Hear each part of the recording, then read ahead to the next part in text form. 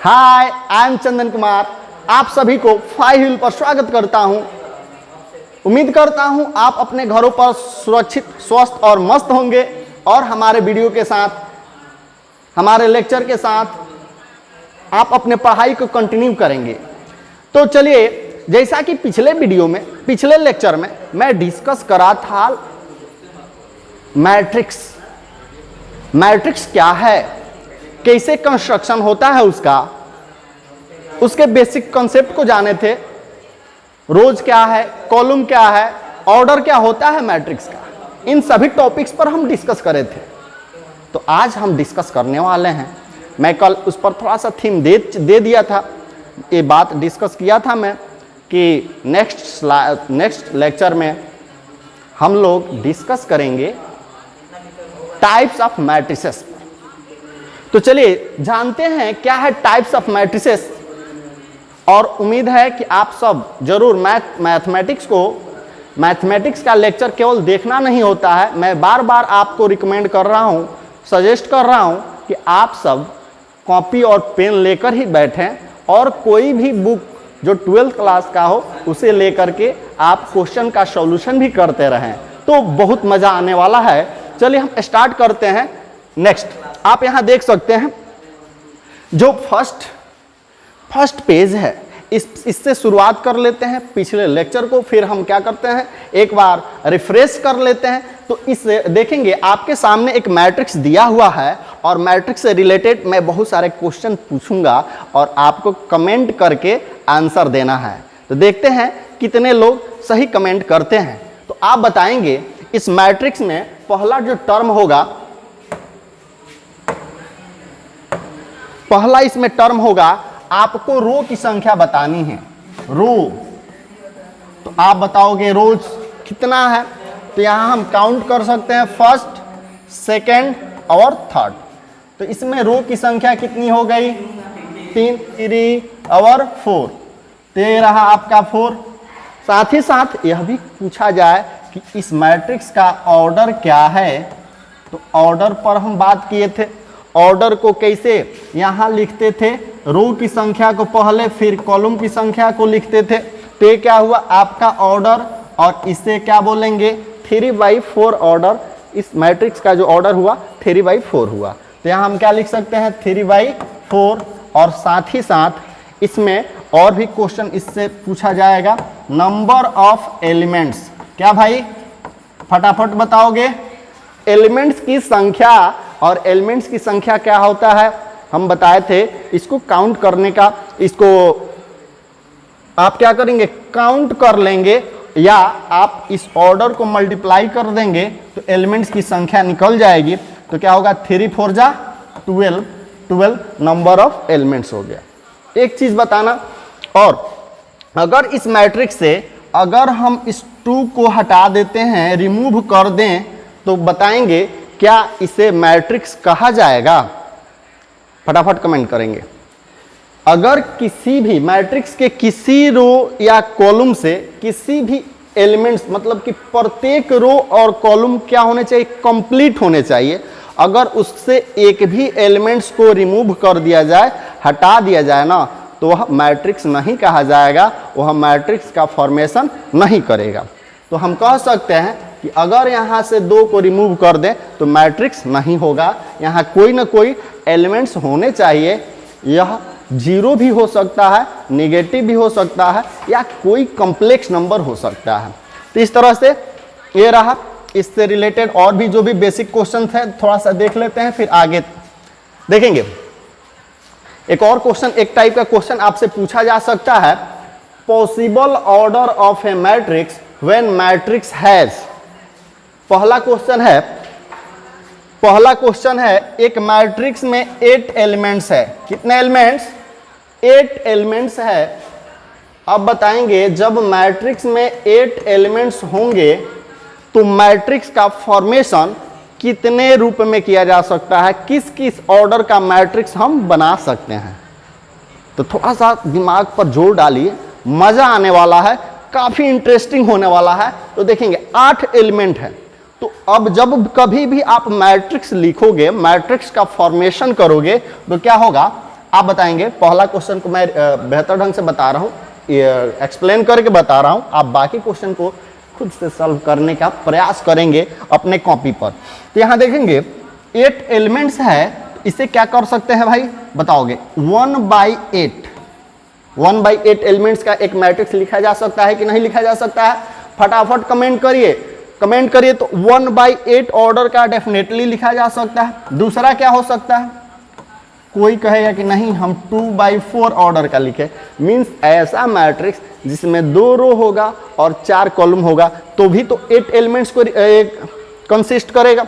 अब आगे देख लेंगे, या 3/3 से तो होगा नहीं। अब यहाँ हम इसे कर सकते हैं 4/2 ऑर्डर का, या और क्या होगा 8/1 ऑर्डर का। तो इस तरह से अगर मैट्रिक्स में 8 एलिमेंट्स है तो उस मैट्रिक्स को कितने तरीका से, किस किस ऑर्डर में मैट्रिक्स को लिखा जा सकता है? इस 4 वेज में 4 तरीका है, 4 तरीका है जिस फॉर्म में लिखा जा सकता है। अब आगे देखेंगे। सिमिलरली वैसे ही जब 12 एलिमेंट्स हो तो इसके लिए क्या होगा आप बताओगे? कह रहा है क्या, कितना एलिमेंट्स? 12 एलिमेंट्स। तो जब 12 एलिमेंट्स होगा तो क्या होगा बताएंगे? हम 1/12 ऑर्डर का मैट्रिक्स लिख सकते हैं, 2/6 ऑर्डर का लिख सकते हैं, और क्या लिख सकते हैं 3/4। ध्यान देंगे 3/4, या चाहे तो 4/3, या फिर क्या होगा 6/2 या 12/1 ऑर्डर का मैट्रिक्स होगा। इस तरह से कितने टाइप से मैट्रिक्स लिखा जा सकता है आप काउंट कर लीजिए। तो यहाँ क्या है 6 तरीका से मैट्रिक्स का फॉर्मेशन हो जाएगा। सिमिलरली आप बताएंगे जब 17 एलिमेंट्स होगा तो हम क्या लिखेंगे 1/17 या 17/1। तो इस तरह से अब यहाँ कोई कहेगा कि 2/8.5, ऐसा तो नहीं होता है ना, 8.5 कॉलम हो ही नहीं सकता, वह कभी भी होगा तो नेचुरल फॉर्म में होगा। शो क्या होगा, यहाँ हमें 2 ही तरह से मैट्रिक्स का फॉर्मेशन होगा। तो नेक्स्ट आप क्या करेंगे, 24 एलिमेंट्स होगा तो क्या क्या किस किस ऑर्डर के मैट्रिक्स होंगे आप कमेंट करेंगे, और यह काफ़ी आसान है, आप कमेंट कर भी सकते हैं। इसीलिए आपके लिए एक क्वेश्चन को छोड़ रहे हैं, आप जरूर इसे सॉल्व करेंगे अपने कॉपी में। तो चलिए आगे हम अब शुरुआत करते हैं कि types of matrix. Types of matrices, matrix के कितने प्रकार है और उनको बारी बारी से 1 by 1 करके इंडिविजुअली उसको बेहतर ढंग से समझ। चलिए सीखते हैं टाइप्स ऑफ मैट्रिसेस, जिसमें पहला एग्जाम्पल है आपके सामने देखेंगे। पहला एग्जाम्पल है रो मैट्रिक्स। रो मैट्रिक्स का क्या सेंस है, यह नाम ही काफी है इसको डिफाइन करने के लिए। इसको हिंदी में, इसका हिंदी होता है पक्ति आबिहू। क्या होता है? पक्ति आबिहू। और पक्ति आबिहू को हम कैसे डिफाइन करेंगे, रो मैट्रिक्स को कैसे डिफाइन करेंगे? कह रहा है a matrix is said to be row matrix. एक मैट्रिक्स को रो मैट्रिक्स कहा जाएगा। कब कहा जाएगा? If it has only 1 row. जब मैट्रिक्स में सिर्फ और सिर्फ एक ही रो हो तो उस मैट्रिक्स को रो मैट्रिक्स कहेंगे। एग्जाम्पल लेते हैं, फटाफट देखेंगे। मान लें ये कोई मैट्रिक्स है और इसमें मैं क्या लिख दूं 5 2। तो आप बताओगे इस मैट्रिक्स में कितने रो है? तो एक ही रो है। आप देखोगे कितना रो है? एक ही रो है। तो अब इसके ऑर्डर को लिख लेते हैं, तो देखेंगे 1/2, क्योंकि 2 रो कॉलम है तो 1/2। इसमें एक रो है तो इसको बोलेंगे रो मैट्रिक्स। दूसरा मैट्रिक्स ले लेते हैं, अगर लिख दूं 1 5 7 8, इसे क्या बोलेंगे? इसे बोलेंगे भी, इसे यह भी क्या हुआ आपका रो मैट्रिक्स हुआ, और इसका ऑर्डर क्या हुआ 1/4। C matrix. ऐसे बहुत सारे एलिमेंट्स को लिया जा सकता है रो के रूप में। अब आगे देखें, केवल मैं 5 को लिख दूं तो आप इसे क्या बोलेंगे? तो यह भी क्या हुआ आपका रो मैट्रिक्स हुआ, और यह 1/1 ऑर्डर का हुआ। तो इस तरह से कभी भी कहा जाए कि जो रो मैट्रिक्स होता है उसका ऑर्डर किस फॉर्म में होता है, तो हम क्या बताएंगे 1/n। किस ऑर्डर का होता है, रो मैट्रिक्स किस फॉर्म में होता है, तो 1/n ऑर्डर का होता है। आप इसे ध्यान में रखेंगे। आगे चलते हैं, देखते हैं अगला क्या कह रहा है। इसके साथ साथ कह रहा है क्या, कॉलम मैट्रिक्स। कॉलम मैट्रिक्स का मतलब स्तंभ आबिहू। स्तंभ आबिहू, स्तंभ आबिहू क्या होता है यह भी देखेंगे। इसको भी डिफाइन किया गया है। कह रहा है a matrix is said to be column matrix. एक मैट्रिक्स को क्या कहा जाएगा, कॉलम मैट्रिक्स कहा जाएगा if it has only one column. तो यह देख सकते हो पिछला जो मैट्रिक्स का टाइप था उसी से रिलेटेड है कॉलम मैट्रिक्स। और कॉलम मैट्रिक्स क्या होता है ध्यान देंगे, फटाफट आप कमेंट कर सकते हैं, लेकिन थोड़ा सा कमेंट लिखने में आपको दिक्कत होगी, इसीलिए मैं आपको हर्ट नहीं करूंगा। आप यहां देख सकते हैं, कॉपी में लिख सकते हैं, क्योंकि मैं कॉपी और कलम इसलिए आपको रिकमेंड किया था, इसलिए सजेस्ट किया था कि आप रखेंगे। तो यहां क्या लिख सकते हैं बताएंगे 5 2 7। आप बताएंगे इस मैट्रिक्स में कितने कॉलम है, तो एक ही कॉलम है, इसलिए क्या हुआ कॉलम मैट्रिक्स। दूसरा और बहुत सारे एग्जाम्पल्स हो सकते हैं, जितना आप सोच सकते हो उतना सारे एग्जाम्पल हो सकते हैं।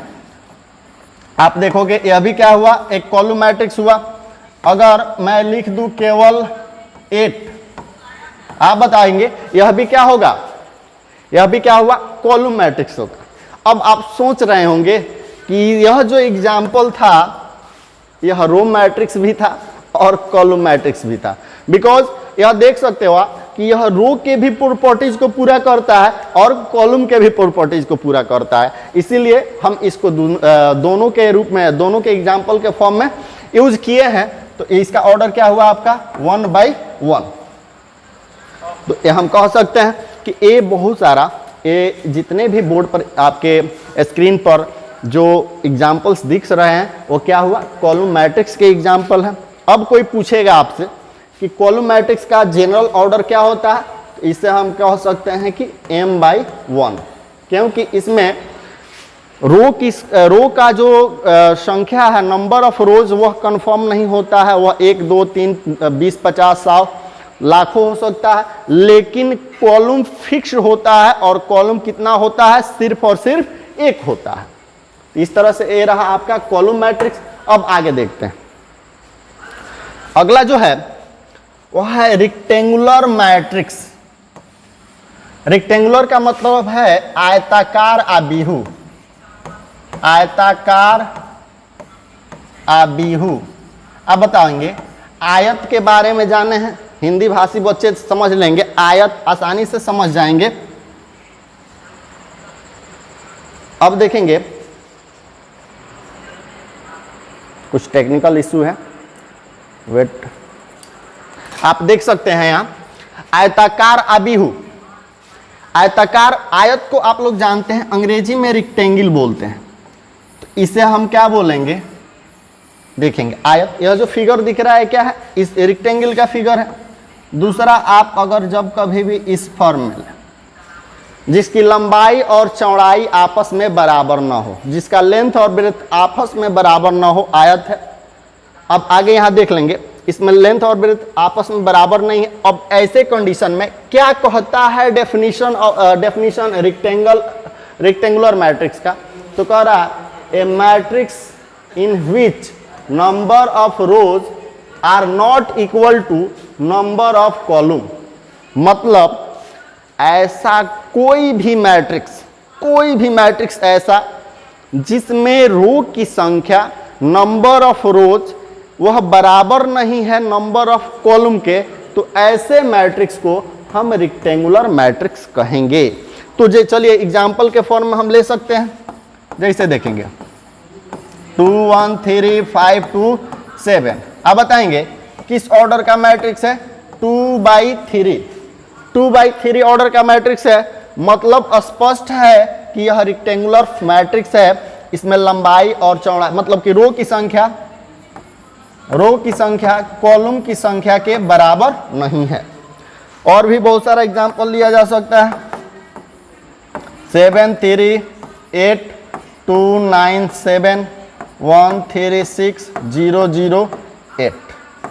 आप बताएंगे जब इस मैट्रिक्स को मैं लिखा, आप फटाफट बता देंगे इसका ऑर्डर क्या है। तो इसका ऑर्डर क्या है भाई बताएंगे, 1 2 3 4, 4 रो है, कॉलम कितना है 1 2 3, तो 4/3। इससे भी तो बोलेंगे रेक्टेंगुलर मैट्रिक्स। अब आगे देखेंगे, यह जो रो मैट्रिक्स लिए थे वो भी तो रेक्टेंगुलर हो जाएगा, 5 3 8, इसको भी रेक्टेंगुलर मैट्रिक्स बोलेंगे। और फिर और भी बहुत सारा एग्जांपल्स हो सकता है, 1 2 3 1 2 5, यह भी क्या होगा, रेक्टेंगुलर मैट्रिक्स होगा। मतलब यह स्पष्ट कर लें कि जब किसी मैट्रिक्स का रो की संख्या कॉलम की संख्या के बराबर ना हो तो वैसे मैट्रिक्स को क्या बोलेंगे, रेक्टेंगुलर मैट्रिक्स बोलेंगे, आयताकार आबिहू बोलेंगे। अब आगे बढ़ लेते हैं हम, यहां देखेंगे। अब इसके साथ साथ बात करेंगे स्क्वायर मैट्रिक्स का, जो काफी महत्वपूर्ण होने वाला है। मतलब पूरा मैट्रिक्स स्क्वायर मैट्रिक्स के इर्द गिर्द होगा, मतलब पूरे 90% इसका यूज होना ही है ना। इसीलिए स्क्वायर मैट्रिक्स को आप बहुत अच्छे से समझेंगे और इससे रिलेटेड क्वेश्चन भी किया जाएगा। अब देखेंगे कह रहा है क्या, स्क्वायर मैट्रिक्स का मतलब क्या है, इसे बोलते हैं वर्ग आबिहू। स्क्वायर का मतलब क्या होता है, वर्ग। अब मैट्रिक्स का मतलब क्या हुआ, आबिहू, वर्ग आबिहू। और वर्ग आबिहू क्या होता है, कह रहा है a matrix in which number of rows are not equal to are equal to number of columns is called square matrix। मतलब स्पष्ट है, ऐसा मैट्रिक्स जिसमें रो की संख्या number of rows is equal to number of columns, तो ऐसे matrix को क्या बोलेंगे, स्क्वायर मैट्रिक्स। तो चलिए देखते हैं क्या है स्क्वायर मैट्रिक्स, इसका एग्जाम्पल क्या होगा। जैसे देखेंगे, अगर मैं केवल 5 को लिख दूं तो बताएंगे इसका ऑर्डर क्या है, यह 1/1 ऑर्डर का मैट्रिक्स हो गया, इसीलिए यह स्क्वायर मैट्रिक्स है। इसमें कितना रो है, तो एक रो है, और कॉलम कितना है, तो कॉलम भी एक है, इसलिए यह स्क्वायर मैट्रिक्स हो गया। दूसरा एग्जांपल बी, अगर बात करें बी का, तो देखें 2 1 3 5। आप बताओगे, फटाफट कमेंट करें, क्या यह स्क्वायर मैट्रिक्स होगा या नहीं होगा, क्यों होगा, अगर नहीं होगा तो क्यों नहीं होगा। देखेंगे इसका ऑर्डर फटाक से लिखेंगे, फटाफट लिखेंगे तो क्या होगा, 2/2। किस ऑर्डर का है, 2/2। अब बताएंगे इसमें रो की संख्या कितनी है, 2, और कॉलम की संख्या कितनी है, 2, और दोनों क्या है, आपस में इक्वल है, इसीलिए यह भी क्या हुआ, स्क्वायर मैट्रिक्स हुआ। वैसे C बराबर 1 2 3 -1 0 7 √853। आप बताएंगे इसे भी क्या बोलेंगे, स्क्वायर मैट्रिक्स बोलेंगे। यह किस ऑर्डर का हुआ, तो 3/3। तो इस तरह से हम क्या कर सकते हैं, बहुत सारे मैट्रिक्स को लिख सकते हैं जिसका ऑर्डर इक्वल होगा, मतलब उसके रो की संख्या कॉलम की संख्या के बराबर होगा। अब थोड़ा सा एक दो बात और इसमें समझ लेंगे, ध्यान में रखेंगे, हमेशा काम में आता है। देखेंगे इसको बोलते हैं, यह भी जो भी मैट्रिक्स का एग्जाम्पल मैं लिखा हूं वह सब तो स्क्वायर मैट्रिक्स है ही, लेकिन इसमें जो पहला मैट्रिक्स है इसका ऑर्डर क्या है, 1/1। तो 1/1 कहने का अब कोई सेंस नहीं रहेगा इन फ्यूचर। अब से अब आप समझ लेंगे, ऐसे मैट्रिक्स को हम क्या बोलेंगे, 1 ऑर्डर का स्क्वायर मैट्रिक्स। कि कितने ऑर्डर का, 1 ऑर्डर का स्क्वायर मैट्रिक्स का है, तो आप समझ जाएंगे स्क्वायर मैट्रिक्स है तो रो की संख्या कॉलम की संख्या के बराबर होगी, और जब बराबर होगा तो क्या होगा, स्क्वायर मैट्रिक्स होगा ही। साथ ही साथ इसको बोलेंगे क्या, 2 ऑर्डर का square matrix, square matrix of 2 order, square matrix of, इसको क्या बोल देंगे बताएंगे, स्क्वायर मैट्रिक्स ऑफ 3 ऑर्डर। वैसे ही अगर कोई कहेगा n ऑर्डर का स्क्वायर मैट्रिक्स, मतलब square matrix of n order का मतलब ऐसा मैट्रिक्स जिसमें रो की संख्या भी n है और कॉलम की भी संख्या n है, तो ऐसे मैट्रिक्स को स्क्वायर मैट्रिक्स कहा जाएगा। तो चलेंगे, मुझे उम्मीद है कि आपको स्क्वायर मैट्रिक्स समझ में आ गया। अब इस स्क्वायर मैट्रिक्स के बाद आगे के टॉपिक पर देखते हैं। अब देखेंगे leading diagonal elements of A square matrix.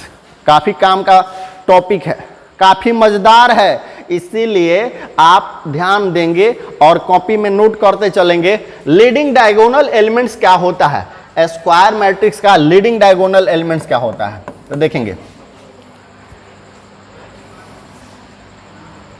कोई स्क्वायर मैट्रिक्स हम ले लेते हैं, जैसे देखेंगे A इज इक्वल टू 5 2 8 9 8 9 लिए हैं। बताएंगे किस ऑर्डर का स्क्वायर मैट्रिक्स है, 2/2 ऑर्डर। अब आगे थोड़ा सा एक एग्जांपल ले लेते हैं, देख लेते हैं। जब कभी आप स्क्वायर को कंस्ट्रक्ट करते हो, स्क्वायर को बनाते हैं, मान लें कि आपके सामने एक स्क्वायर है तो स्क्वायर के जो चारों साइड है, फोर्थ ऑल साइड्स आर क्या होता है, इक्वल होता है, जितने भी साइड है वो इक्वल होंगे। और इसे क्या बोलते हैं, देखेंगे इसको क्या बोलते हैं, स्क्वायर का डायगोनल कहा जाता है। और इसे भी क्या बोलते हैं, स्क्वायर का डायगोनल कहा जाता है।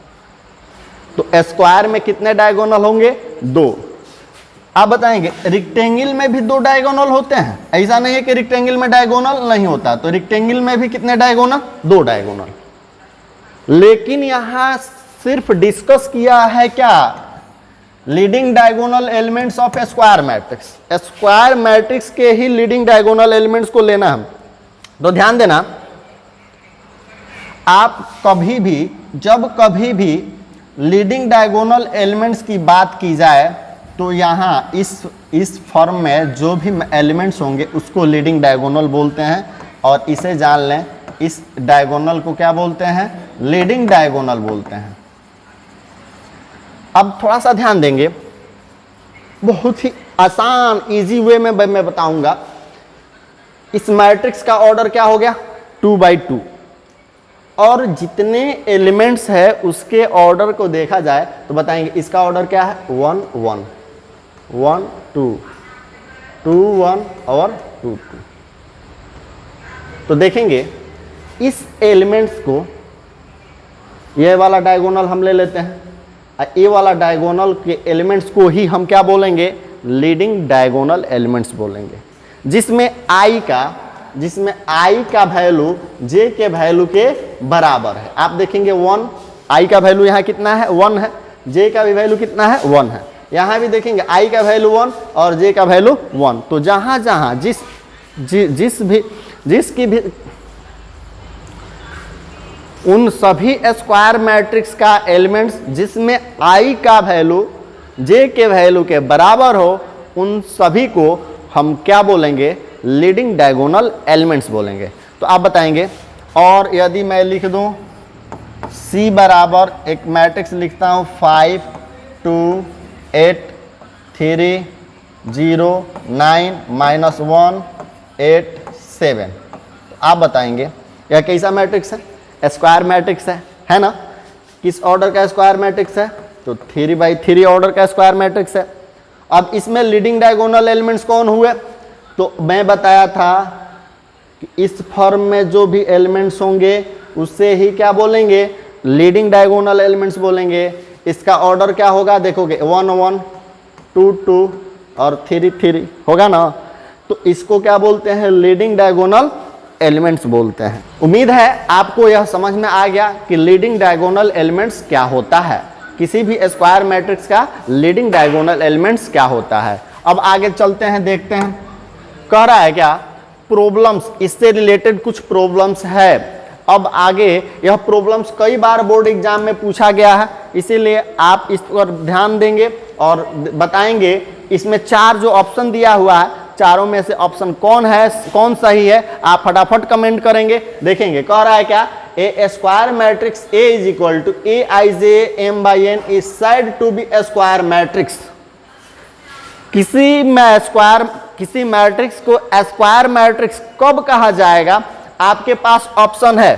पहला ऑप्शन बताएंगे, कह रहा है क्या कि जब m का वैल्यू मतलब रो की संख्या कॉलम की संख्या से कम हो m का संख्या कॉलम की संख्या से ज्यादा हो, जब रो की संख्या कॉलम की संख्या के इक्वल हो, और नॉन ऑफ दिस। तो आप देख लोगे, फटाफट कमेंट करेंगे। बहुत सारे लोगों का कमेंट आ रहा है, और कमेंट कौन सही हुआ अभी मैं डिस्कस किया था स्क्वायर मैट्रिक्स के डिफिनीशन में, जब रो की संख्या number of rows is equal to number of column, तो वैसे क्या बोलेंगे, स्क्वायर मैट्रिक्स बोलेंगे। इसीलिए हमारा ऑप्शन नंबर सी क्या हुआ, करेक्ट हुआ। अब आगे देख लेते हैं फटाफट। इसके बाद बात करेंगे डायगोनल मैट्रिक्स पर। डायगोनल मैट्रिक्स क्या है, तो कह रहा है क्या, a square matrix A is equal to A I J of order N is called a square matrix, is called diagonal matrix if all the elements except leading diagonals are zero। मतलब ऐसा है square matrix जिसके leading diagonal elements को छोड़ करके बाकी सभी elements zero हो जाए, तो वैसे मैट्रिक्स को हम क्या बोलेंगे, डायगोनल मैट्रिक्स बोलेंगे। एग्जाम्पल के द्वारा आइए देखते हैं, फटाफट देखेंगे, बहुत ही मस्त मजेदार एग्जाम्पल होने वाला। देखेंगे लीडिंग डायगोनल एलिमेंट्स कुछ होना चाहिए, और नॉन लीडिंग डायगोनल एलिमेंट्स क्या होंगे, जीरो होंगे। तो बताएंगे इसे क्या बोलेंगे, डायगोनल मैट्रिक्स। आगे देखेंगे दूसरा एग्जाम्पल और हो सकता है 1 0 0 0 8 0 0 0 7, इसे भी हम क्या बोलेंगे, डायगोनल एलिमेंट्स, डायगोनल मैट्रिक्स बोलेंगे। क्योंकि देखेंगे लीडिंग डायगोनल एलिमेंट्स को छोड़ करके बाकी टोटल एलिमेंट्स, देखेंगे नीचे वाला फॉर्म और ऊपर वाला भी क्या है, जीरो है, तो ऐसे मैट्रिक्स को क्या बोलेंगे, डायगोनल मैट्रिक्स बोलेंगे। आगे और भी एग्जांपल्स। अब आप लोग सोच रहे होंगे क्या यह जो डायगोनल एलिमेंट्स है, अगर इसमें कुछ जीरो हो जाए तो क्या होगा। जैसे देखेंगे एक सी मैट्रिक्स ले लेते हैं और इसमें लिखते हैं 0 0 0 0 0 0 0 0 0। तो क्या लीडिंग डायगोनल एलिमेंट्स को छोड़ करके टोटल एलिमेंट्स जीरो है, तो आप इसे, यह ऑलरेडी यह भी जीरो हो गया है। मतलब यह जीरो हो जाए कोई बात नहीं, लेकिन कम से कम लीडिंग डायगोनल का एक एलिमेंट्स ऐसा होना चाहिए जो नॉन जीरो हो।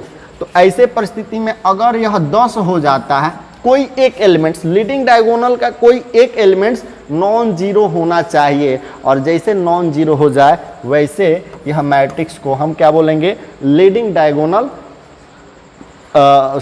डायगोनल मैट्रिक्स बोलेंगे।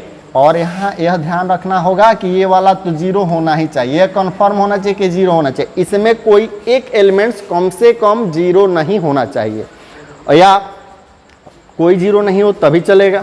तो इस तरह से ऐसे मैट्रिक्स को हम क्या बोलते हैं, डायगोनल मैट्रिक्स। अब आगे देखेंगे, ध्यान देंगे, इसको मैं शॉर्ट फॉर्म बताऊंगा। ऐसे मैट्रिक्स को हम क्या बोलते हैं, देखेंगे DIAG, डायग। शॉर्ट में इसे क्या लिखेंगे, डायग। और 5 7 जैसे मैं लिख दूं तो आप समझ जाएंगे यह डायगोनल मैट्रिक्स को रिप्रेजेंट कर रहा है। और यह किस ऑर्डर का, इसमें कितने एलिमेंट्स हैं, तो 2 एलिमेंट्स है, इसीलिए यह इस मैट्रिक्स को रिप्रेजेंट कर रहा है। इसको रिप्रेजेंट करना हो तो कैसे करेंगे बताएंगे, फटाफट कमेंट करेंगे। तो इसके लिए हम क्या लिखेंगे, डायग, और देखेंगे 1 8 7, 1 8 और 7, और इस फॉर्म में जैसे लिख दिए, अब यह इसका रिप्रेजेंटेशन करने लगा। सिमिलरली इसको रिप्रेजेंट करना हो तो कैसे करेंगे, इसके लिए भी क्या लिखेंगे, डायग और 0 10 0। तो यह भी क्या है, 3x3 ऑर्डर का मैट्रिक्स है जो इस डायगोनल मैट्रिक्स को रिप्रेजेंट कर रहा है। तो इस तरह से आप स्क्रीनशॉट ले लेंगे, और मैं पुनः कुछ एग्जाम्पल्स आपके लिए देता हूं। आप बताएंगे कमेंट करके कि इसको किस फॉर्म में लिखेंगे, आप अपने कॉपी में लिखते रहेंगे। तो देखेंगे अगर कहीं लिखा रहे डायग 7 to 8, और लिखना क्या लिख दिया जाए, डायग 7 to 8, तो इसको मैट्रिक्स के फॉर्म में लिखना है तो क्या लिखेंगे, तो आप जानेंगे कि इसमें 3 एलिमेंट्स हैं। कितने एलिमेंट्स हैं इसमें, 3 एलिमेंट्स है। इसका मतलब ये है कि यह स्क्वायर मैट्रिक्स ऐसा है जो 3x3 ऑर्डर का है। और इसको मैट्रिक्स फॉर्म में लिखने के लिए हम क्या कर लेंगे, पहला तो एलिमेंट 7 ले ही लेंगे, इसके बाद वाले नॉन लीडिंग को 0 करना होगा। फिर देखेंगे यहाँ 0 होगा, यह लीडिंग में आ जाएगा क्या 2, फिर 0, फिर 0 0 और यह क्या हो जाएगा 8। मतलब इस मैट्रिक्स को हम मैट्रिक्स के फॉर्म में इस रूप में ऐसे लिख सकते हैं। तो जब कभी भी आपको इस फॉर्म में क्वेश्चन दे या इस फॉर्म में कहीं लिखा मिले तो आप समझ जाना कि वह किस चीज़ को, कैसे मैट्रिक्स को रिप्रेजेंट करता है। तो इसलिए अब हम आगे बढ़ते हैं। इस तरह से हम आगे बढ़ते हैं अगले टॉपिक पर। देखते हैं अगला टॉपिक क्या है।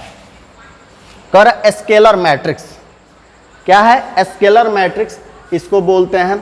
क्या होता है स्केलर मैट्रिक्स? यहाँ डेफिनेशंस आपको मिल रहा है, काफ़ी मज़ेदार डेफिनेशन है, इजी डेफिनेशन है और आप समझ जाएंगे। कह रहा a square matrix, a diagonal matrix is said to be a scalar matrix. वह डायगोनल मतलब किसी डायगोनल मैट्रिक्स को ही स्केलर मैट्रिक्स कहा जाएगा if its all diagonal elements are equal. यदि इसके सभी डायगोनल एलिमेंट्स क्या हो जाए, आपस में बराबर हो जाए। आपस में जैसे बराबर होगा इसको बोलते हैं स्केलर मैट्रिक्स। तो क्या होगा, कैसे होगा, थोड़ा सा देख लेते हैं। जैसे ए कोई मैट्रिक्स है 5 0 0 0 5 0 0 0 5। आप यहां देखोगे कि leading diagonal elements total equal है आपस में 5 5 5 और नॉन लीडिंग डायगोनल एलिमेंट्स क्या है 0 है। तो इसीलिए इस मैट्रिक्स को कौन सा मैट्रिक्स बोलेंगे, स्केलर मैट्रिक्स बोलेंगे। साथ ही साथ एक और एग्जांपल देख लें आप, B इज इक्वल टू 8 0 0 8, इससे भी तो स्केलर मैट्रिक्स बोलेंगे। और बताएंगे स्केलर मैट्रिक्स का तो अब बहुत सारा एग्जांपल लिख सकते हैं। अगर कहीं लिख दिया जाए डायग 7,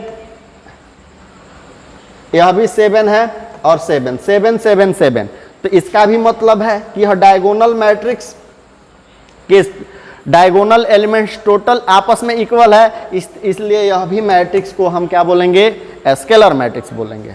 मतलब जितने स्केलर मैट्रिक्स होते हैं, जितने स्केलर मैट्रिक्स है टोटल डायगोनल मैट्रिक्स है। आगे देख लेते हैं फटाफट अगला क्या कहता है टॉपिक। देखेंगे यूनिट और आइडेंटिटी मैट्रिक्स, काफी मजेदार है, मतलब काफी काम का है। आप इसे हमेशा के लिए अपने दिमाग में रख लेंगे और इसका जरूरत काफी हर जगह मतलब पड़ेगा, इसलिए इसे ध्यान से देखेंगे। कह रहा a square matrix which leading diagonal elements are 1। ऐसा स्क्वायर मैट्रिक्स जिसके लीडिंग डायगोनल 1 होने चाहिए and all non leading diagonal elements are 0। मतलब यह भी रिलेटेड है डायगोनल मैट्रिक्स से या स्केलर मैट्रिक्स से। तो मतलब यहां कह सकते हैं ऐसा मैट्रिक्स, ध्यान देंगे, एक मैट्रिक्स ऐसा है जिसके लीडिंग डायगोनल एलिमेंट्स 1 होने चाहिए। तो 1 होगा तो 1 1 1 और बाकी टोटल एलिमेंट्स क्या होने चाहिए, 0 होने चाहिए। तो आप बताइए, ऐसे ही मैट्रिक्स को तो डायगोनल मैट्रिक्स कहा जाता था और ऐसे ही मैट्रिक्स को तो स्केलर मैट्रिक्स कहा जाता था और इसे ही हम क्या बोलेंगे, यूनिट मैट्रिक्स कहेंगे। लेकिन यहाँ इस शर्त ये है कि यह टोटल आपस में क्या होने चाहिए, 1 होने चाहिए। मतलब टोटल लीडिंग डायगोनल एलिमेंट्स क्या होने चाहिए, 1 होने चाहिए और यहाँ 1 है, इसीलिए यह यूनिट मैट्रिक्स या आइडेंटिटी मैट्रिक्स है। अब यहाँ देखेंगे और भी अगर मैट्रिक्स लिखना हो जनरली, आप यहाँ ध्यान देंगे इसका जो नोटेशन होता है ना, उसको आई से नोट करते हैं। मतलब इसका जब कभी भी नोट करना हो इसे किसे डिनोट किया जाता है, आई से। अगर कहीं दूसरा आई इज इक्वल टू, एक और ले लेते हैं तो क्या होगा 1 0 0 1। आगे देखेंगे यह जो आई है किस ऑर्डर का है, 3 by 3 ऑर्डर का है। यह जो i है किस ऑर्डर का है, 2/2 का है। वही i को हम अगर केवल 1 लिख दे तो यह भी तो आइडेंटिटी मैट्रिक्स होगा, यह भी तो यूनिट मैट्रिक्स होगा, तो यह भी i है, यह 1/1 ऑर्डर का है। i ऐसे भी लिखा जा सकता है 1 0 0 0 0 1 0 0 0 0 1 0 0 0 0 1। आप बताएंगे किस ऑर्डर का हुआ, 4/4 ऑर्डर का। तो अब यहां ध्यान देंगे, सबको तो i से ही डिनोट करेंगे, लेकिन जरूरत के हिसाब से हम इसे क्या बोलते हैं, i1 i2 i3 i4 या डॉट डॉट इसे ही बोलते हैं in। i1 का मतलब जब कभी भी मैट्रिक्स को पढ़ते समय i1 पर डिस्कस, i1 आ जाए, कहीं मिल जाए आपको i1, तो समझ लीजिए कि वह आइडेंटिटी मैट्रिक्स या यूनिट मैट्रिक्स 1 ऑर्डर के आइडेंटिटी या यूनिट मैट्रिक्स का डिस्कस किया गया है। वही जब i2 की बात की जाए तो 2 ऑर्डर के आइडेंटिटी या यूनिट मैट्रिक्स पर डिस्कस किया गया है। वही i3 का मतलब 3 ऑर्डर और i4 का मतलब 4 ऑर्डर और in का मतलब n ऑर्डर का। तो आप इसे ध्यान में रखेंगे। i2 का मतलब समझ गए, 2 ऑर्डर का स्क्वायर मैट्रिक्स, 2 ऑर्डर का आइडेंटिटी मैट्रिक्स। आगे देखेंगे, कह रहा है क्या अगला, जीरो और नल मैट्रिक्स। नाम ही काफी है, जीरो और नल मैट्रिक्स। कह रहा है a matrix is said to be zero or null matrix if its all elements are zero. ऐसा मैट्रिक्स जिसके सभी एलिमेंट्स जीरो हो जाए, वह किसी भी ऑर्डर का हो, उसे हम बोलेंगे जीरो मैट्रिक्स। अब देखेंगे, जैसे आइडेंटिटी मैट्रिक्स का स्पेसिफिक नाम i था, similarly zero or null matrix का भी स्पेसिफिक नाम O होता है। क्या होता है, O। जीरो मैट्रिक्स को कैसे डिनोट किया जाता है, O से, और O बराबर जब हम लिखेंगे तो केवल मैं जीरो लिख दूं तो यह भी क्या हुआ, जीरो मैट्रिक्स हुआ। और बहुत सारे, कोई भी मैट्रिक्स लिखें किसी भी ऑर्डर का हो, अगर उसके तो सभी एलिमेंट्स जीरो हो जाए तो उसे क्या बोलेंगे, जीरो मैट्रिक्स। आप देख सकते हो ये जितने भी बोर्ड पर मैं मैट्रिक्स लिख रहा हूं टोटल क्या हो जाएंगे, जीरो मैट्रिक्स। तो स्पष्ट हो गया, किसी भी ऑर्डर का मैट्रिक्स जिसके सभी एलिमेंट्स क्या हो जाए, जीरो हो जाए, वैसे मैट्रिक्स को हम जीरो या नल मैट्रिक्स कहेंगे। तो चलिए, कभी भी इसे जनरली कैसे डिनोट किया जाता है, ध्यान रखना, इसको O से डिनोट किया जाता है। और आगे देखेंगे अपर ट्रायंगुलर मैट्रिक्स। मैट्रिक्स का एक टाइप है और काफी काम का है, आगे एडवांस फॉर्म में पढ़ने में हेल्प करता है। तो देखेंगे अपर ट्रायंगुलर मैट्रिक्स क्या होता है। अपर ट्रायंगुलर नाम को थोड़ा सा ध्यान रखेंगे, अपर में, अपर फॉर्म में क्या होने चाहिए, ट्रायंगल होने चाहिए। आगे देखेंगे, इसको थोड़ा सा हम एग्जांपल एक लेते हैं, एक मैट्रिक्स को यहाँ लिख लेते हैं और फिर आप समझ लेंगे इसे। एक 3x3 ऑर्डर के मैट्रिक्स का कंस्ट्रक्शन करते हैं, तो आप बताएंगे कंस्ट्रक्शन को ऐसे ही न किया जाएगा, ए देखेंगे इसका ऑर्डर लिखे तो 1 1 1 2 1 3 2 1 2 2 2 3, फिर क्या होगा 3 1 3 2 3 3। तो इस तरह से क्या हुआ, मैट्रिक्स को हमने लिख लिया। अब इसके डेफिनेशन पर ध्यान देंगे, फोकस करेंगे। कह रहा है क्या, a square matrix A is equal to Aij of order n is said to be upper triangular matrix. स्पष्ट है, पहले स्टेटमेंट से समझ में आ रहा है कि कभी भी अपर ट्रायंगुलर मैट्रिक्स होने के लिए क्या होने चाहिए, स्क्वायर मैट्रिक्स होना ही चाहिए। अपर ट्रायंगुलर मैट्रिक्स होने के लिए क्या होने चाहिए, स्क्वायर मैट्रिक्स होने ही चाहिए। और कह रहा है if all Aij is equal to 0। ध्यान देंगे, क्या ऑल Aij बराबर 0 होने चाहिए when I is greater than j। ध्यान देंगे।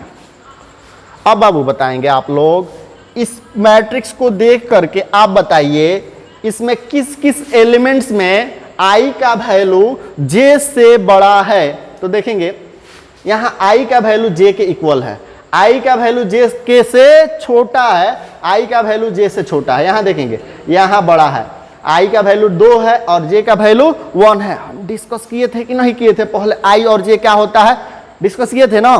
तो आप यहां समझ लेंगे यहां बड़ा है, यहां बराबर है, यहां छोटा है, यहां बड़ा है, यहां बड़ा है, यहां बराबर है। तो इस तरह से आपको यहां देखने को मिल रहा है, क्या देखने को मिल रहा है, थोड़ा सा ध्यान देंगे। यहां देखने को मिल रहा है क्या कि यहां से यहां तक तो, यहां से यहां तक तो यह छोटा हो रहा है या बराबर हो रहा है, लेकिन यहां आप इसमें देख लेंगे इन तीनों में, तीनों एलिमेंट्स के लिए क्या हो जा रहा है, i का मान 0, i का मान j से बड़ा हो रहा है। और जब कभी भी बड़ा होगा तो उसका मान क्या होने चाहिए, 0 होने चाहिए अकॉर्डिंग टू डेफिनेशन। तो आगे देख लेंगे, आप मुझे बताएंगे जब हम मैट्रिक्स को लिखेंगे तो क्या लिखेंगे, इसका वैल्यू कुछ हो जाना चाहिए, इसका भी कुछ होना चाहिए, मतलब यह तीनों 0 होने चाहिए। और इन तीनों को 0 लिखने के लिए 0 0 और 0 तो लिखेंगे, बाकी जो भी एलिमेंट्स लिखेंगे ना वह कुछ भी हो कोई फर्क नहीं पड़ेगा, लेकिन ये वाला तीनों 0 होना ही चाहिए। अब मैंने 0 लिख दिया है और बाकी को हम लिख लेते हैं, जैसे देखेंगे बाकी को हम लिख लेते हैं 5 2 8 7 9 2। तो आप देख लेंगे यहाँ हमें एक ट्रायंगल मिला और अपर फॉर्म में मिला बड़ा वाला ट्रायंगल, तो इसे इसीलिए इसे क्या बोलेंगे, अपर ट्रायंगुलर मैट्रिक्स बोलेंगे। देख लिए स्पष्ट हुआ कि नीचे वाला जब i का वैल्यू j से बड़ा था तो वह टोटल एलिमेंट्स क्या हो गए, 0 हो गए, और बाकी वाला इस तरह से। आप सिमिलरली अगर लोअर ट्रायंगुलर मैट्रिक्स की बात की जाए तो सेम यही प्रोसेस को अपनाएंगे। यहां भी क्या हो जाएगा आपके लिए, ए आगे देख लेंगे 1 1 1 2 1 3 2 1 2 2 2 3 3 1 3 2 और 3 3 3/3 ऑर्डर का स्क्वायर मैट्रिक्स है ना। अगर यहां देखेंगे कंडीशन कह रहा है a square matrix A is equal to A I J is said to be lower triangular matrix, इसे लोअर ट्रायंगुलर मैट्रिक्स कहा जाएगा if all A I J is equal to 0। मतलब इसमें भी क्या है, ए आई जे का वैल्यू 0 होगा कब, when I is less than J. मतलब आई का वैल्यू जब जे से छोटा हो जाए तो उसमें 0 होना चाहिए। तो देखेंगे आई का वैल्यू जे से छोटा यहां है कि नहीं है, यहां इसमें और इसमें i का वैल्यू j से छोटा है और बाकी सब में या तो बराबर है या बड़ा है। तो क्या होगा, यह तीनों एलिमेंट्स क्या होने चाहिए, 0 होने चाहिए, और बाकी सब क्या होने चाहिए, उसका कोई ना कोई वैल्यू हो। इसमें भी कोई 0 हो जाए तो कोई बात नहीं, लेकिन यह तीनों डेफिनेटली 0 होने चाहिए। तो इसको कैसे लिखेंगे, कैसे लिखेंगे बताएंगे, देखेंगे 5 0 0 8 7 0 3 2 1। आप बताएंगे यह किस ऑर्डर का मैट्रिक्स हो गया, 3/3 का स्क्वायर मैट्रिक्स हो गया। यहाँ देखेंगे अपर वैल्यू क्या हो गया, 0।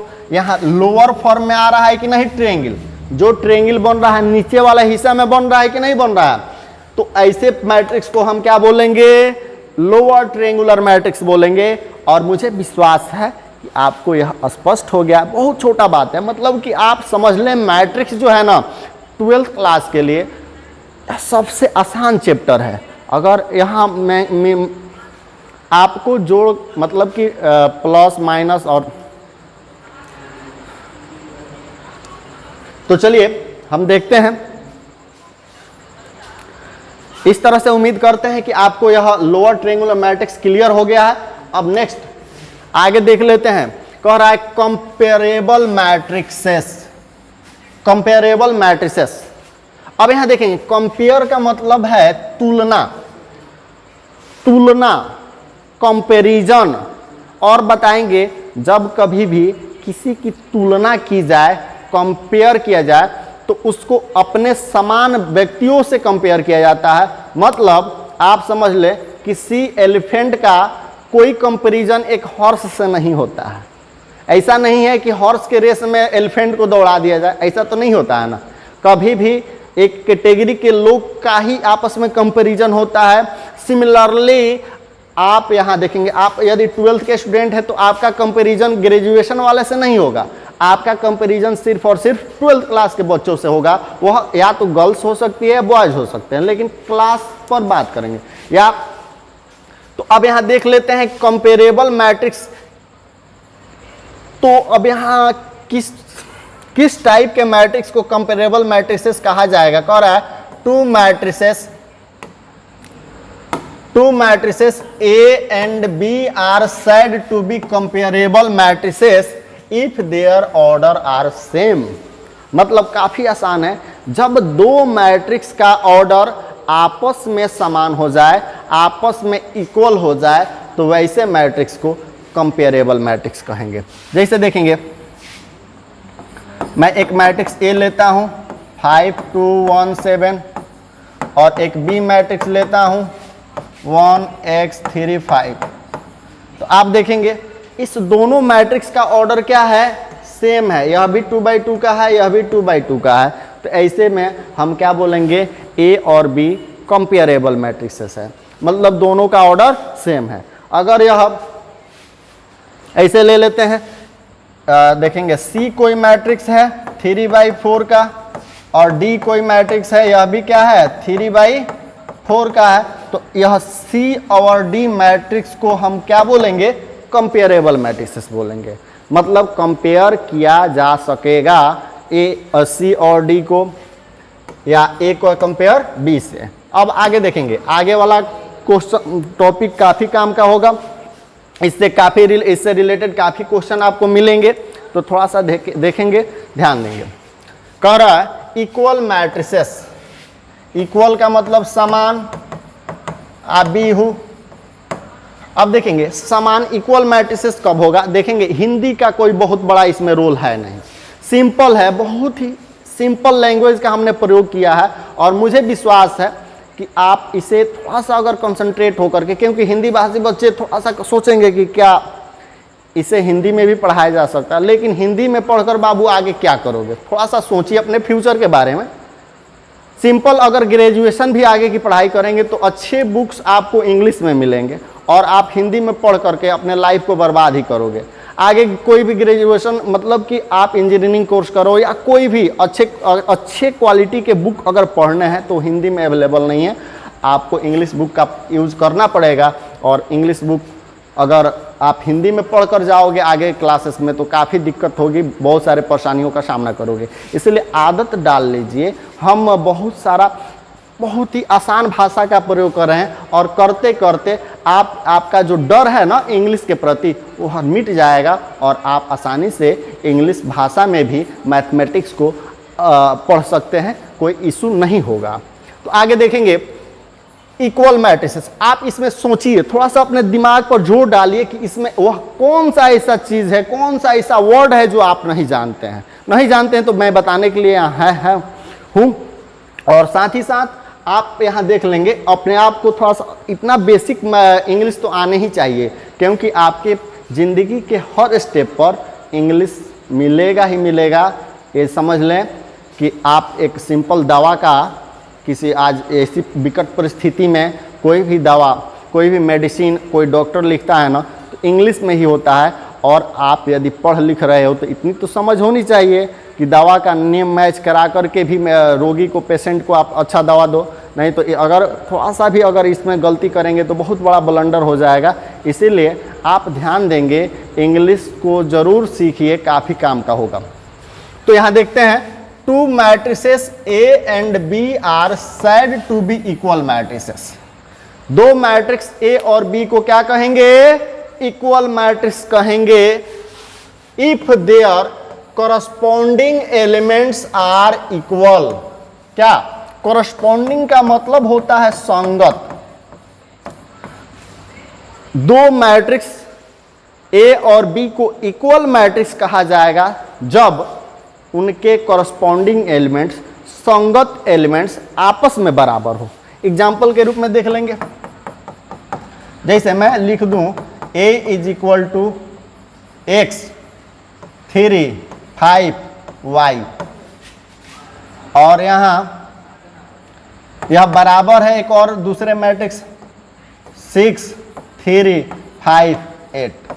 अब आप बताएंगे यह जो मैट्रिक्स है, पहला मैट्रिक्स दूसरा मैट्रिक्स के क्या दिया है, बीच में बराबर दिया है, और इसे बराबर तभी कहा जाएगा जब कॉरस्पॉन्डिंग एलिमेंट्स किसको बोलेंगे, देखेंगे यहाँ x है ना, इसी प्लेस पर दूसरे मैट्रिक्स में कौन सा एलिमेंट्स है, तो देखेंगे 6, तो x के जगह पर दूसरा मैट्रिक्स में जो 6 है इसे ही तो कॉरस्पॉन्डिंग बोलेंगे। तो x बराबर x इज इक्वल टू हमें क्या मिलता है, 6। आप देखोगे 5 जो है 5 के इक्वल है कि नहीं है, या 3 जो है 3 के इक्वल है कि नहीं है, कॉरस्पॉन्डिंग एलिमेंट्स। आप देखोगे y के कॉरस्पॉन्डिंग में क्या है, 8 है, तो y जो है 8 के बराबर है, तो हम क्या लिख सकते हैं, y इज इक्वल टू 8 लिखेंगे कि नहीं लिखेंगे। तो इस तरह से x और y का वैल्यू मिला कि नहीं मिला, यही तो है। आगे देख लेंगे और भी बहुत सारा 2 1 5 7, यहां भी लिखना होगा 2 1 5 7।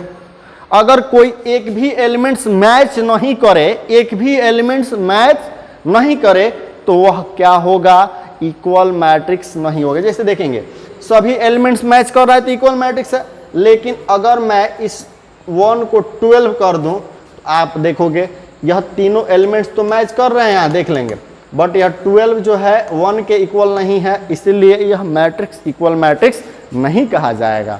तो इस तरह से मुझे विश्वास है, मुझे आपसे उम्मीद है कि आपको यह टॉपिक क्लियर हो गया है। अब इससे रिलेटेड मैं कुछ क्वेश्चंस कराऊंगा और आप उस पर ध्यान देंगे। बहुत मजेदार क्वेश्चन होने वाला है। कह रहा है problems solve the following equation. यहाँ जो इक्वेशन आपके सामने दिया गया है उसे सॉल्व करना है। मतलब यहाँ एक मैट्रिक्स है, इधर भी मैट्रिक्स है, दोनों क्या है, आपस में इक्वल है, और हमें क्या करना है, इसमें जो वेरिएबल टर्म है उसका वैल्यू फाइंड करना है। तो चलिए देखते हैं, कंपैरिजन करते हैं और आप बताओगे आफ्टर कंपैरिजन यहाँ आपको 2 2 के बराबर मिल रहा है। x प्लस वाई कितना के बराबर मिल रहा है, 6 के। तो यहाँ इक्वेशन मिल रहा है, इसे लिख लेंगे x plus y is equal to 6। फिर देखेंगे 5 प्लस जेड किसके बराबर, 5 plus z is equal to 5। फिर देखेंगे एक्स वाई किसके इक्वल में, 8 के इक्वल में। x into y is equal to क्या मिला, 8 मिला। आप देखोगे इसको तो सॉल्व किया जा सकता है। z इज इक्वल टू क्या होगा, 5 को इधर लाएंगे तो 5 माइनस 5 इज इक्वल टू 0। तो z का वैल्यू तो निकल गया। अब देखेंगे इस 2 इक्वेशन से हमें x और y का वैल्यू फाइंड करना है। तो थोड़ा सा ध्यान देंगे, यहाँ कुछ प्रॉब्लम्स तो आएगा ही, तो हम सॉल्व करते हैं। देखेंगे x into y is equal to जब 8 है तो x इज इक्वल टू क्या होगा, 8 अपॉन वाई हो जाएगा। कोई इशू है नहीं, x का वैल्यू क्या मिला, 8 अपॉन वाई। अब देखेंगे since x plus y is equal to कितना है, तो 6 है। अब देखेंगे x का वैल्यू कितना, 8 अपॉन वाई, x का वैल्यू 8 अपॉन वाई। तो यहाँ ले लेते हैं क्या, 8 upon y plus y is equal to 6। Because आपको यहाँ इक्वेशन आप देखेंगे, इस इक्वेशन से हम क्या किए, वैल्यू को सब्स्टिट्यूट किए। आगे देखेंगे जब इसका सॉल्यूशन करेंगे एलसीएम हमारा हो जाएगा y। क्या हो जाएगा एलसीएम, y, और y को y से डिवाइड करेंगे तो मिलेगा 1, इसलिए यहाँ हुआ 8। अब प्लस यहाँ क्या हो जाएगा, y square is equal to 6। फिर देखेंगे क्रॉस मल्टीप्लाई कर लीजिए तो क्या मिला, 8 plus y square is equal to 6y। और देखेंगे 6y को इधर लाते हैं, इक्वेशन क्वाड्रेटिक इक्वेशन मिल जाता है आपको, y square minus 6y plus 8 is equal to 0। अब देखेंगे फर्स्ट इसको तोड़ेंगे तो क्या मिलेगा, y square minus 4y minus 2y plus 8 is equal to 0। Common कर लेंगे तो y कॉमन होगा, y माइनस 4 माइनस 2 कॉमन करेंगे तो y minus 4 is equal to 0। और यहाँ क्या मिला, y minus 2 into y minus 4 is equal to 0। सो इस तरह से आपको मिलता है y minus 2 is equal to 0। So y बराबर 2, y plus y minus 4 is equal to 0। So y बराबर 4। आपको मिल गया क्या, so y is equal to हमें मिलता है 2/4। मतलब y के कितने वैल्यू मिला, 2। अब देखेंगे इफ, ध्यान देंगे, if y is equal to 2 होगा, अगर y का वैल्यू 2 लेते हैं देन x का वैल्यू क्या होगा, x इज इक्वल टू, हम क्या करेंगे 8/y का वैल्यू 2 रखेंगे इसमें तो क्या हो जाएगा 4। अगर देखेंगे x का वैल्यू निकालना है तो यहाँ y का वैल्यू सब्स्टिट्यूट तो करना पड़ेगा, और जैसे y का वैल्यू 2 को सब्स्टिट्यूट करेंगे x का वैल्यू क्या मिला 4। सिमिलरली आप देखोगे एक बार और, इफ यहाँ ले लेते हैं, if y is equal to 4 then x is equal to क्या हो जाएगा 8/4 इज इक्वल टू 2। सो इस तरह से हमें क्या मिला, देखेंगे z बराबर एक तो 0 मिल गया, x का वैल्यू मिलता है क्या, x इज इक्वल टू एक वन टाइम 4 मिला है, एक बार 2 मिला है, और y का वैल्यू एक बार 2 मिला है, एक बार 4 मिला है। यही तो रहा आपका आंसर। उम्मीद है इस तरह के क्वेश्चंस का सॉल्यूशन आप करेंगे, और आपके बुक में इस तरह के बहुत सारे क्वेश्चन भरे पड़े हैं, तो आपसे आप उम्मीद पर खरा उतरिए, उस क्वेश्चन का सॉल्यूशन करिए, वह तो आप ही के लिए है, आप ही के क्लास के लिए है। आप यहाँ दिमाग में पर जोर डालेंगे, एक बात हमेशा के लिए याद रख लेंगे। मेरा एक बात जीवन लाइफ टाइम के लिए अपने दिमाग में रखेंगे कि जो आप जो कर रहे हो ना, आप जो कर रहे हो उससे वही मिलेगा जो अब तक मिलता रहा है। आप जो करते हैं, आप जो कर रहे हो उससे वही मिलेगा जो अब तक मिल रहा है। अगर आपको वो चाहिए जो अब तक नहीं मिला है तो आपको वो करना भी पड़ेगा जो अब तक नहीं किए हैं। इसीलिए इस कोरोना महामारी में जहां सभी लोग अपने आप को व्यस्त रख रहे हैं सोने में, मोबाइल में, मतलब कि बहुत सारा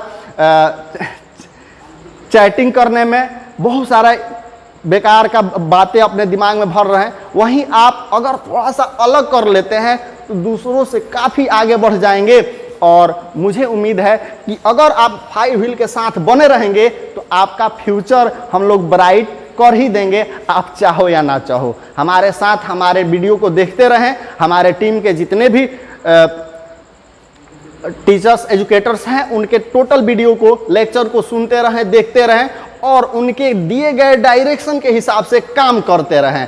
थोड़ा सा यही केवल देख लेने से नहीं होगा, उनका क्या डायरेक्शन होता है, उस सब्जेक्ट के एक्सपर्ट है ना, उस सब्जेक्ट के लिए उनका जो गाइडलाइन होगा, उनका जो डायरेक्शन होगा वह आपके लिए काफ़ी उपयोगी साबित होगा। इसीलिए हम आपसे उम्मीद करते हैं, आप पर विश्वास व्यक्त करते हैं कि आप हमारी बातों को फॉलो करेंगे और अपने फ्यूचर को ब्राइट करेंगे। तो चलिए देखते हैं नेक्स्ट क्वेश्चन क्या है। नेक्स्ट भी बहुत मज़ेदार क्वेश्चन है और थोड़ा सा इंटरेस्टिंग भी है, थोड़ा चैलेंजिंग भी है।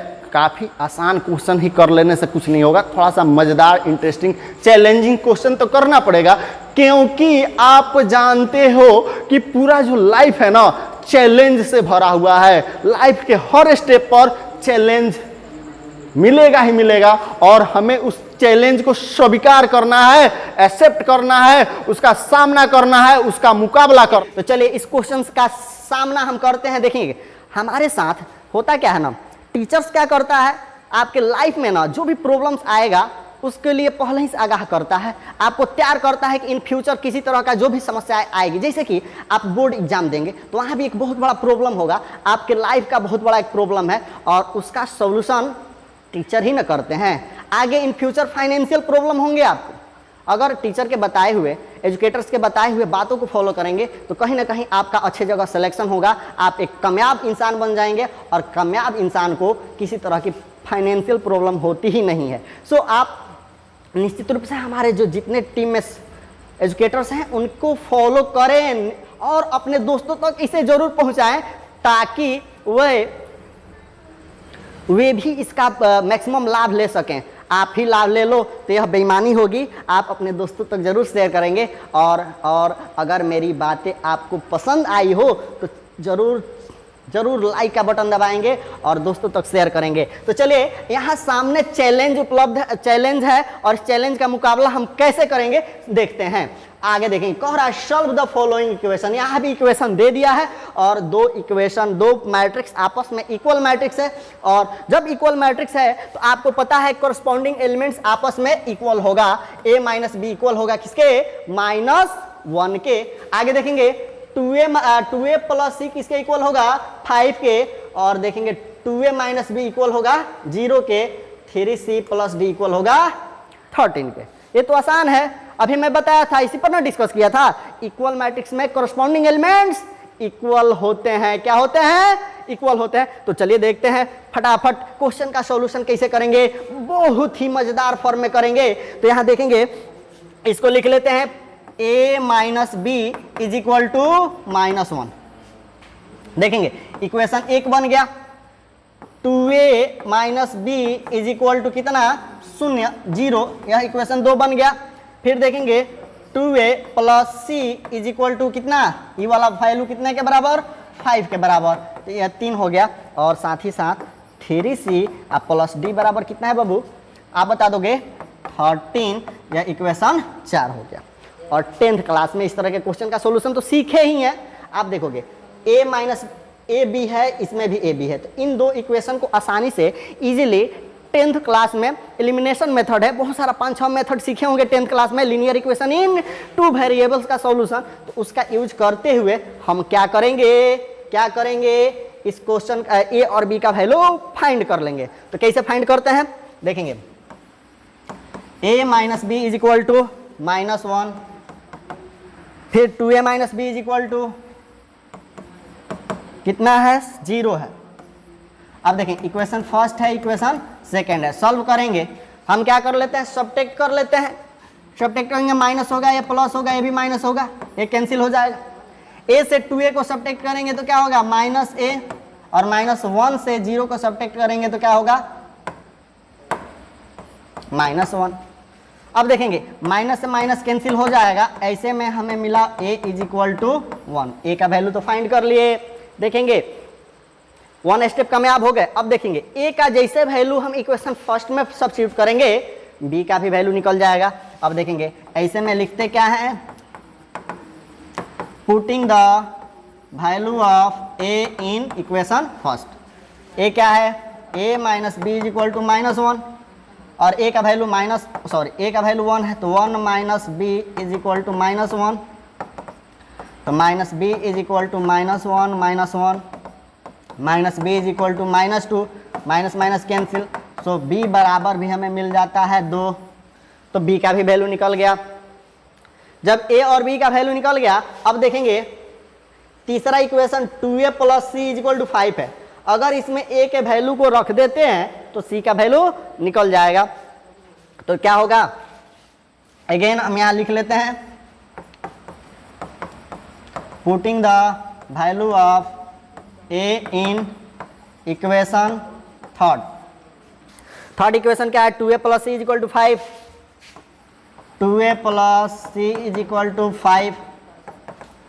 2 इंटू a का वैल्यू कितना? 1 plus c is equal to 5। तो c इज इक्वल टू 2 में 1 से मल्टीप्लाई कर लेंगे तो क्या होगा? 2 ही होगा। तो 2 को दूसरे तरफ ले जाएंगे तो 5 माइनस 2 इज इक्वल टू 3। तो c का भी वैल्यू निकल गया। कितना आसान है। और फिर जैसे c का वैल्यू इसमें रख लेंगे इक्वेशन 4 में, d का भी वैल्यू निकल जाएगा। यहाँ ले लेते हैं putting the value of c in equation 4। तो इक्वेशन 4 क्या है देखेंगे? 3c plus d. 3c plus d is equal to 13 और c का वैल्यू इसमें सब्स्टिट्यूट करना है और c का वैल्यू हमें क्या मिला है 3। 3 को रखिए तो 3 into 3 plus d is equal to 13 और 3 3 जा 9 plus d is equal to 13 और d is equal to 13 minus 9 so d बराबर कितना 4। इस तरह से हमें क्या मिल गया ए बी सी डी सबका वैल्यू मिल गया और आपको यहाँ मिला क्या है a is equal to 1 b is equal to 2 देख लीजिएगा और c का वैल्यू कितना है c का वैल्यू 3 है और d का वैल्यू 4 है। वाह बहुत अच्छा।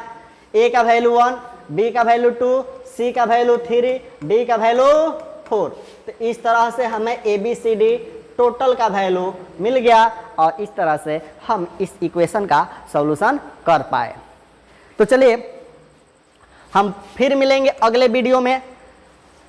तब तक अपने आप को स्वस्थ रखें, मस्त रखें और हमारे जो भी आपके बुक के क्वेश्चन हैं उसको सॉल्व करते रहें और समस्याएं बने तो हमें कमेंट करते रहें। जय हिंद। अरे बाप रे।